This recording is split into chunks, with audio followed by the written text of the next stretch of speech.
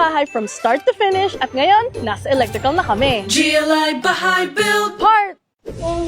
So first, naglagay muna kami ng mga utility boxes. So isukat nyo lang po yung dimensions nito and then cut or tik-tik the wall accordingly. Pagkatapos, pili naman tayo ng panel board. At ito yung mga kailangan mong tandaan. So ano yung main service size ng structure mo or maximum electrical load. Now typically 100 amperes po pag bagong bahay, but double check na rin po. Anong klaseng panel board ang pipiliin mo? Na yung typical na ginagamit sa mga residential ay main breaker panel. Now this is easier to use and apparently it's also safer. Ilan ba ang kailangan mong circuits? Kung mapapansin niyo po dito sa panel board ko, may mga slots kagaya ng ganito and you need to figure out how many you need. One could be for the ilaw, one could be for the ref, one could be for the aircon, etc. When in doubt, just get the bigger panel so that you have room to expand in the future. So pagkatapos, pili na po tayo ng mga breaker at saka syempre, electrical wires. So for electrical wires, we're using Phelps Dodge at varying sizes and colors. And don't worry guys, I will explain why, but in a different video. Ito ang mga kailangan mong tandaan. Different appliances use different wire sizes. So for example, 2 mm squared is generally used for lights, while 3.5 mm squared is usually used for outlets. Usapang breakers naman. Dapat nakamatch po yung size nito sa size ng wire nyo. So for example, mas maliit yung breaker sa wire size, laging magtitrip po yung electricity nyo, which is super annoying. So kung mas malaki naman yung breaker mo sa wire mo, may chance po masunog yung wire. Parang relationship lang, minsan kailangan mo lang ng tamang connection para hindi masunog. And after we chose our breaker and our wires, naglagay na po kami ng tie wire or kawad sa mismong utility box para i-pull po yung mga wires na yon. We do this until it reaches the other side of the utility box. And that's it. Do not DIY electrical works. Hire the right professionals for the right job. Okay, pricing. I-screenshot nyo na po in 3,